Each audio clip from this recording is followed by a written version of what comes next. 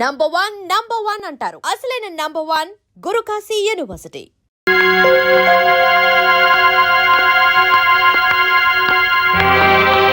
ఎవరమ్మాయి నువ్వు? గోపి గారి భార్యని. ఈ ఇంట్లోకి అడుగు పెట్టడం అంటే మంగళసూత్రాన్ని తెంపుకోవడానికి సిద్ధపడ్డట్టే లెక్క. ఈ ఇంట్లో చాలా మంగళసూత్రాలు తెంచబడ్డాయని తెలుసు. ఆ కీడు నాకు తగలకూడదనే మంగళ గౌరి వ్రతం చేసుకుంటున్నాను. ఆ వ్రతానికి ముత్తైదువులు పిలవడానికి వచ్చాను. ముత్తైదువులా? నీ వ్రతానికి రాదగ్గ ముత్తైదువులు ఎవరు ఈ ఇంట్లో లేరే? ముత్తైదువుగా పసుపు కుంకాలకి దూరమైన మమకారానికి మానవత్వానికి దూరం కాని పుణ్యాత్ములున్నారు. వాళ్ళు ముత్తైదుల కంటే గొప్పవాళ్ళు. నానమ్మా, ఇవాళ సాయంత్రం వ్రతం చేసుకుంటున్నాను. నువ్వు తప్పకుండా రావాలి.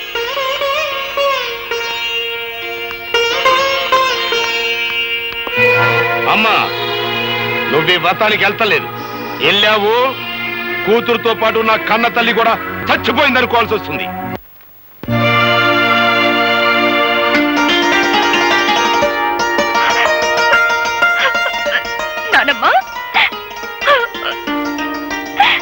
వ్రతానికి ఊళ్ళో ఎవరిని పిలవలేదా అమ్మా?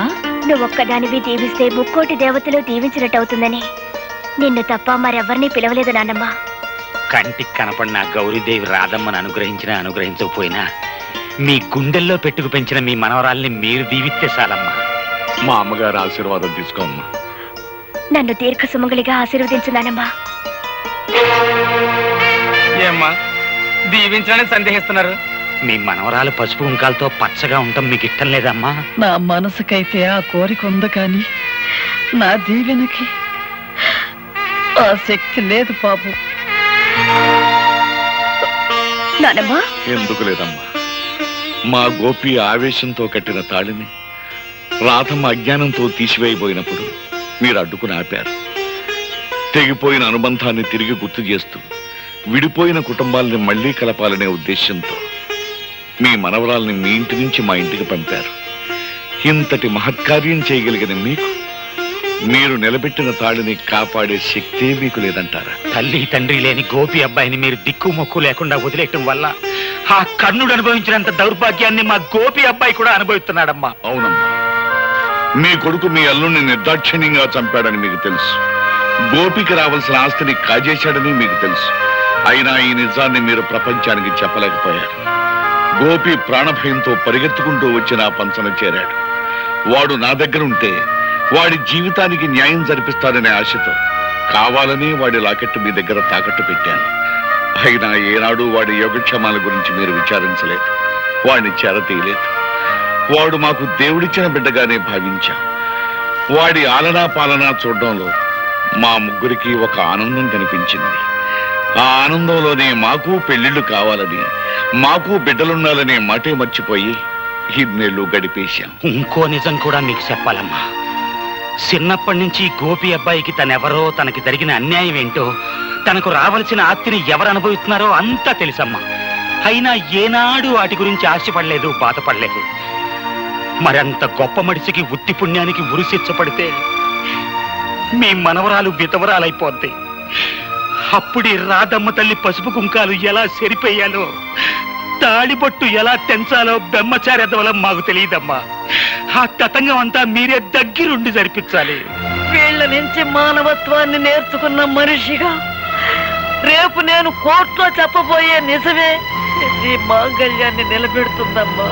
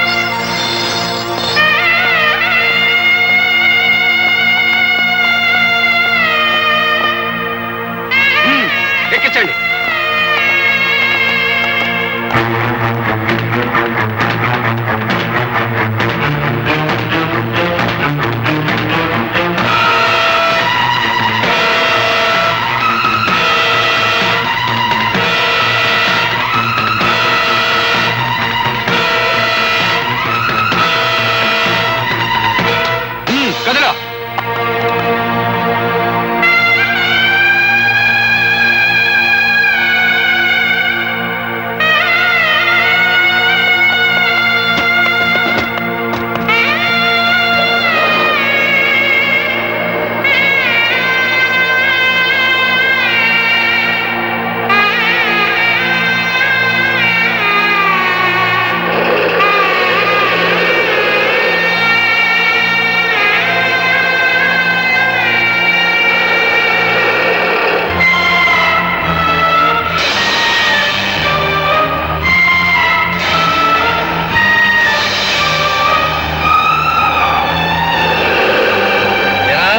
నడుము నిలబట్టలేదా? ముందుకు వెళ్ళిపోయావు, సరిగ్గా కూర్చో.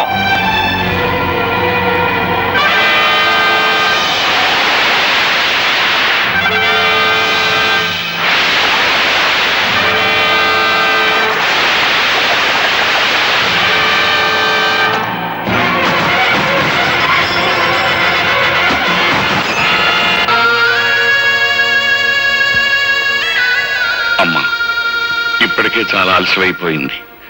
మీ నాయనమ్మ గారిని నిజంగా నిండు మనసుతో ప్రేమించిన మనిషి నువ్వు. నీ చేతుల మీదుగానే ఈ పని కూడా పూర్తి చేయి. ఆయన తప్పకుండా వస్తారు, ఆ నమ్మకం నాకుందండి. ఆ నమ్మకం నీకుంటే చేతగాని వాళ్ళ చేతులు కట్టుకుని నా ఎదురుగా నిల్చోటం దేనికి? వెంటనే మన బలగాన్ని తీసుకుని శ్మశానానికి వెళ్ళు. ఆ గోపిని పట్టుకో. Yes sir.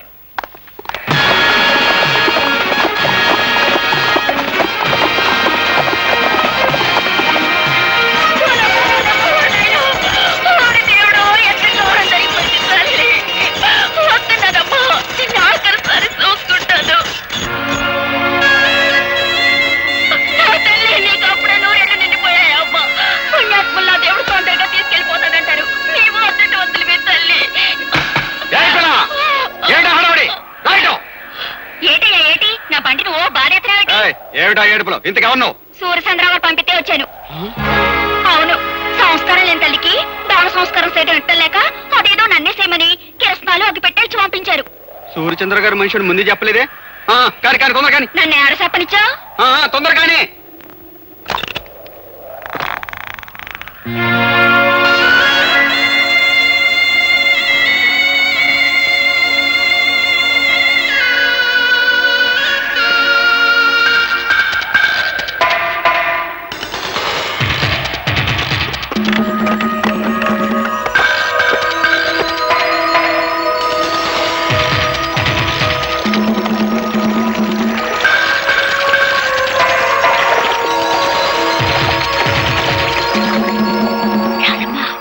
గోపి బాబు ఆ బంట్లో ఉన్నాడు.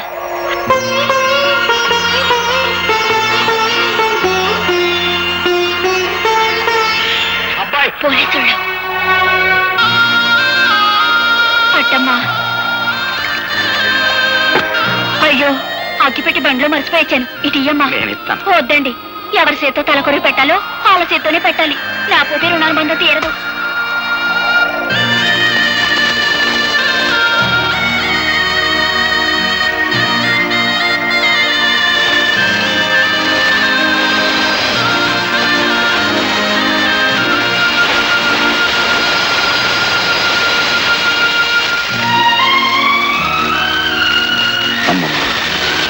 ప్రత్యక్ష సాక్షి పేరుతో నీ చావుకు నేను కారకునయ్యాను. నన్ను క్షమించు.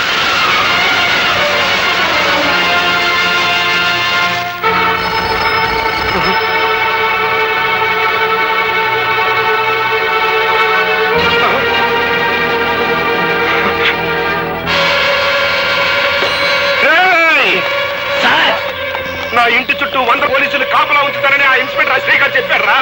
ఎక్కడ తెచ్చాడు? ఈలోగా మమ్మల్ని ఏర్పాటు చేశాం కదా సార్. ఎవరైనా చంపాలో చెప్పండి. మా అమ్మకి అంత్యక్రియలు జరిపించేశాడంట. నాకు అంత్యక్రియలు జరపడానికి వచ్చేస్తున్నానని ఫోన్ చేశాడు రా గోపి గారు. వచ్చేస్తున్నారా? వాళ్ళకి అంత్యక్రియలు జరిపించండి.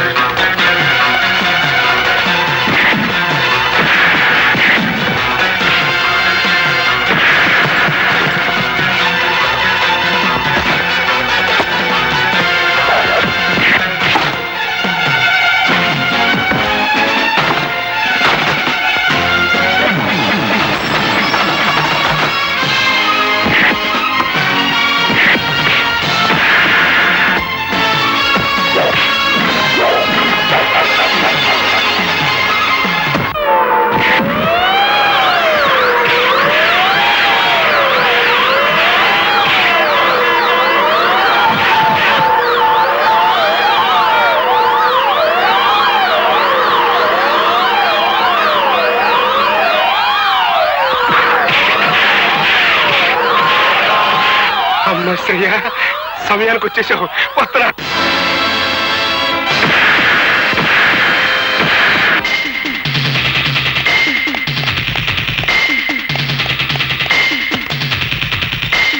పోయి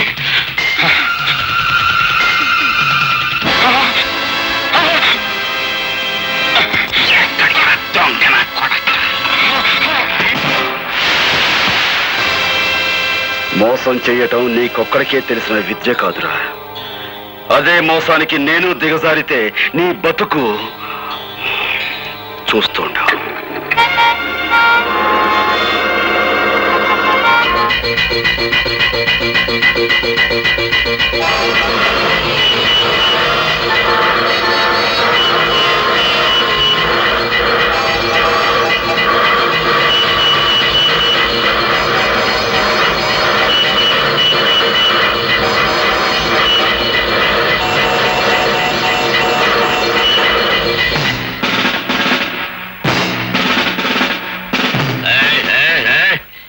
కార్లు మందలుగా వెళ్ళాయి. అవి కదిలేయా? మందలుగా కార్లే కాదు సార్, మందలుగా కాలంలో జనం కూడా ఉన్నారు. కావాలంటే పైకి వెళ్ళి చూడండి. కార్లు మందల జనం ఉన్నారు.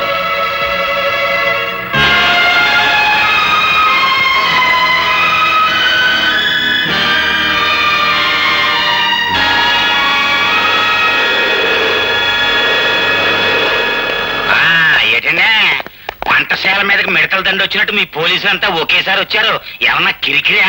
మిమ్మల్ని అందరూ అరెస్ట్ చేసి తీసుకెళ్ళడానికి ఫుల్ పవర్ తో వచ్చాం. మమ్మల్ని అందరినీ అరెస్ట్ చేయాలంటే ఈ ఊరు జనాభా 7,500, మీ జీపులు 5 సాలం. ఇంతకీ మమ్మల్ని ఎందుకు అరెస్ట్ చేస్తున్నారో చెప్పనే లేదండి.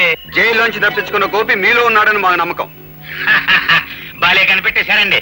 నేనేనండి గోపిని. మారేసలం. నేనండి గోపి, నన్ను అట్టుకెళ్ళండి. అబ్బా నేనే గోపిని, నన్ను అట్టుకెళ్ళండి. నేనే గోపి. నేనే గోపిని. నేనే గోపిని.